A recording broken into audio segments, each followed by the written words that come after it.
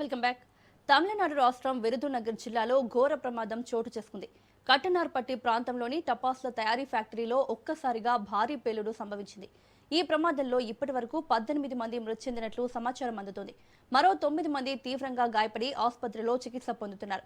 పేలుడు తీవ్రతతో సమీప ప్రాంతాల్లో సైతం ప్రకంపనలు చోటు చేసుకున్నాయి. దాదాపు 10 కిలోమీటర్ల వరకు ఆ ప్రభావం కనిపించినట్లు స్థానికులు చెబుతున్నారు. ఘటనా స్థలంలో మంటలు అదుపులోకి తీసుకురావడానికి 5 ఫైర్ ఇంజన్లు ముమ్మరంగా శ్రమిస్తున్నాయి. అయితే మృతుల సంఖ్య మరింత పెరిగే అవకాశం ఉందని అధికారులు ఆందోళన వ్యక్తం చేస్తున్నారు.